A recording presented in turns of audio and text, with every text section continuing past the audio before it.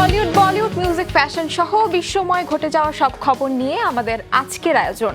2004 সালের কথা, মুক্তি পেয়েছিল ফারাহ খানের সিনেমা मैं हूं ना। রাতারাতি এই সিনেমায় শাহরুখ প্রশংসা কুড়াতে থাকে। গান, অ্যাকশন, অভিনয়ে আইকনিক সিনেমায় পরিণত হয় मैं हूं ना। এরপর কেটেছে দীর্ঘ সময়, দর্শকরা मैं हूं ना শাহরুখকে ভুলতে পারেনি। আর তাই এবার সেই ভক্তদের জন্য খুশির খবর নিয়ে আসছে मैं हूं ना 2। তবে শাহরুখ এই সিনেমায় থাকবেন কিনা তা নিয়ে রয়েছে সংশয়। জান্নাতুল দোলনা জানাচ্ছেন বিস্তারিত। বিরতি মানেই থেমে যাওয়া নয়। বলিউড কিংয়ের জন্য তা কেবল নতুন শুরুর আগে নিজেকে নবরূপে দেখতে চাওয়ার পথ। 50-এর কোঠায় গিয়েও চেয়েছিলেন নিজেকে আরও পরিণত, আরও সমৃদ্ধ করতে। কিন্তু লোকে মনে করে বসল শাহরুখের জৌলুস বুঝি শেষ। এরপর 2023 সালে ডাঙ্কি, জওয়ান ও পাঠান 3টি ব্লকবাস্টার নিয়ে ফেরেন শাহরুখ খান।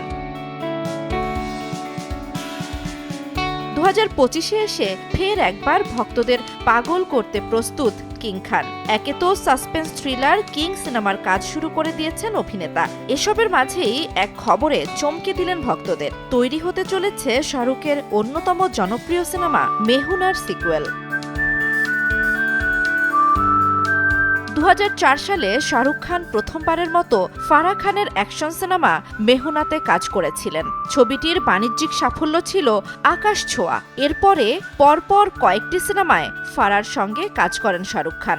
নিয়ে আসেন ওম শান্তি ওম, হ্যাপি নিউ ইয়ারের মতো ছবি। এবার শোনা যাচ্ছে বহু বছর পর ফারাহ খান ফিরতে চলেছেন নতুন সিনেমা নিয়ে, আর তার কামব্যাক প্রজেক্ট হবে मैं हूं ना 2। তবে সেখানে কি আদৌ থাকবেন শাহরুখ খান? শাহরুখ খান এবং গৌরী খানের ব্যানার রেড চিলিজ এন্টারটেইনমেন্টের অধীনে প্রযোজিত প্রথম সিনেমা ছিল मैं हूं ना। আর শাহরুখের চার্মিং রোমান্টিক মেজাজ, অ্যাকশন সবকিছুই সিনেমাকে করে তুলেছিল সুপারহিট। জানা গেছে मैं हूं ना 2 তৈরি নিয়ে উচ্ছ্বসিত শাহরুখ খান নিজেও। তবে তিনি সিনেমার চিত্রনাট্য শেষ হওয়ার অপেক্ষায় রয়েছেন। 2025 সালের মাঝামাঝি সময়ে প্রথম খসড়াটি শুনবেন এবং তারপরেই সিদ্ধান্ত নেবেন বলে আশা করা হচ্ছে। শাহরুখ খান পর্দায় ফেরা মানেই দর্শকদের আলাদা উন্মাদনা। এখন কেবল অপেক্ষার পালা। জান্নাতুল দোলনা, সময় সংবাদ। টলিউডের দুই সুপারস্টার প্রসেনজিৎ ও জিৎকে এবার দেখা যাবে একসাথে। এই দুই বাঘা তারকার সঙ্গে আরও থাকছেন এক ঝাঁক গুণী ও জনপ্রিয় তারকা। আসছে খাকি দ্য বেঙ্গল চ্যাপ্টার। নেটফ্লিক্সের ইভেন্ট থেকে সিরিজটির প্রথম টিজার আসতেই রীতিমতো নড়ে চড়ে বসেছে সিনেপ্রেমীরা। এক और भी रंग देखिए ये बेंगल का। কৈলাস খেরের কণ্ঠে এমন গানই শোনা যাচ্ছে, কিন্তু বাংলার কোন রং দেখার কথা বলছে এই গায়ক? এবার সেই গল্প শোনাবেন দুই নির্মাতা দেবাত্ম মণ্ডল ও তুষার কান্তি রায়। এবার ওটিটিতে আসছে খাকি দ্য বেঙ্গল চ্যাপ্টার। নীরজ পান্ডের এই ওয়েব সিরিজে প্রথমবারের মতো একসঙ্গে পর্দায় আসছে টালিপাড়ার দুই প্রজন্মের দুই সুপারস্টার প্রসেনজিৎ চট্টোপাধ্যায় ও জিৎ, তাও আবার হিন্দি ওয়েব সিরিজে। এটাই হলো সিরিজের বড় চমক। তাই খাকি দ্য বেঙ্গল চ্যাপ্টার নিয়ে শুরু থেকেই উত্তেজনা ছিল তুঙ্গে। কলকাতার রাজনীতি, গ্যাংস্টার রাজত্বকে নিয়ে সিরিজটি নির্মাণ করা হয়েছে। সিরিজের টিজার প্রকাশের পর থেকেই দর্শক আগ্রহ আরও বেড়েছে। হাওড়া ব্রিজ ও উপর থেকে তোলা কলকাতার শহরের এক টুকরো ঝলক। দেখা গেল কার্তুজ, বন্দুকসহ নানান অস্ত্র। ধরা পড়ল একের পর এক খুন আর রক্তের ঝলক। আর এরপরই পুলিশের বেশে ধরা দিলেন জিৎ। রাজনীতিবিদ সেজে মঞ্চে উঠে হাত নাড়ালেন প্রসেনজিৎ। দুই সুপারস্টার জিৎ বা প্রসেনজিৎ নয়, তারকা ভরা এই সিরিজে দেখা যাবে শাশ্বত চট্টোপাধ্যায়, পরমব্রত চট্টোপাধ্যায়কেও।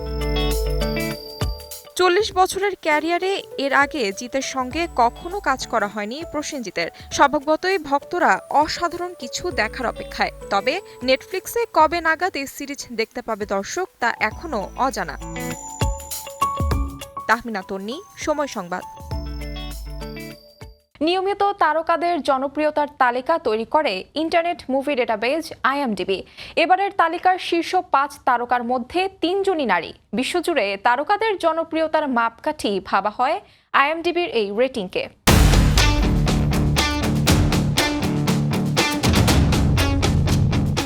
হলিউডের মুভি থেকে শুরু করে তারকাদের সাম্প্রতিক জনপ্রিয়তার তালিকা তৈরি করে ইন্টারনেট মুভি ডেটাবেস বা IMDb।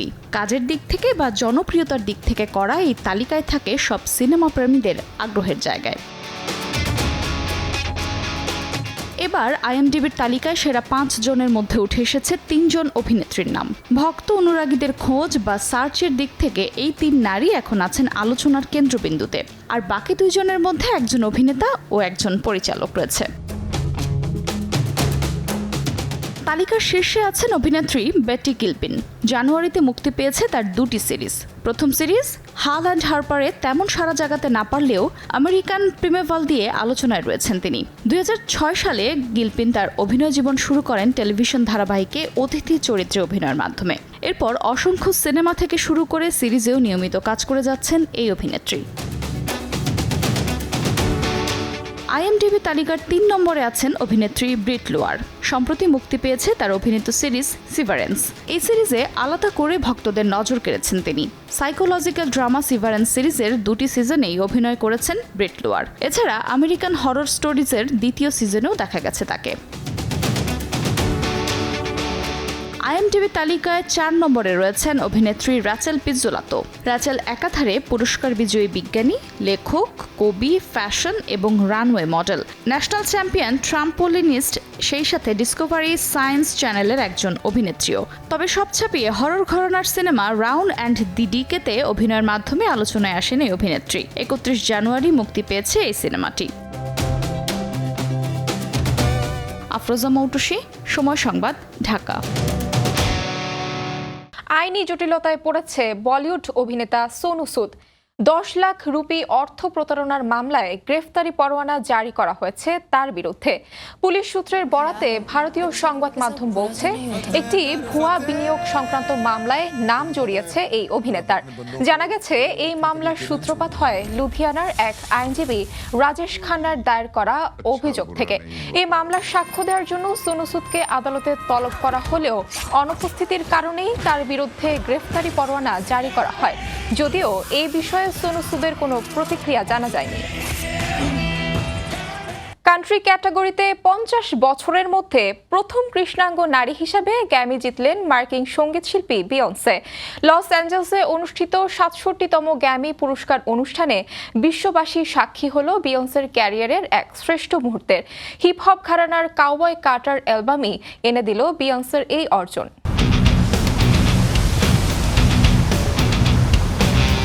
বিয়ন্সে নোয়েলসকে বলা হয় এই শতকের সবচেয়ে সফল গায়িকা, আর এই ধারণা যে ভুল নয় তা প্রমাণ হয়ে গেল গ্র্যামির আসরে। গ্র্যামির সেই ঐতিহাসিক মুহূর্তে কাউবয় কার্টারের জন্য বিয়ন্সে জিতলেন শ্রেষ্ঠ অ্যালবামের পুরস্কার। কাউবয় কার্টার অ্যালবামকে আমেরিকার কান্ট্রি মিউজিক ও সংস্কৃতিতে উপেক্ষিতদের শেকড়ের প্রতি সম্মান হিসেবে দেখছেন বিশ্লেষকরা। I want to dedicate this to Miss Martell. And I hope we just keep pushing forward.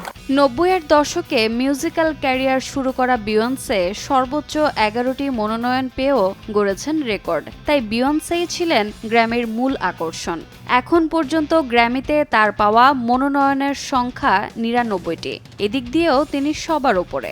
2003 সালে বিয়ন্সের প্রথম solo album dangerously in love প্রকাশ পায়, যা তাকে একক শিল্পী হিসেবে পরিচিতি দেয়। এর আগে 4 বার বর্ষসেরা অ্যালবাম বিভাগে মনোনয়ন পেলেও পুরস্কার জেতা হয়নি বিয়ন্সের।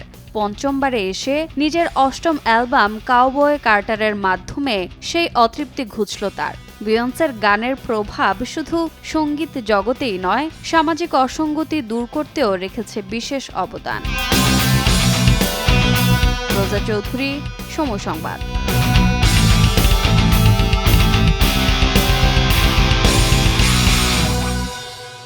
এই ছিল বিনোদন বিশ্বের আজকের আয়োজন। সঙ্গে থাকুন সময়ের।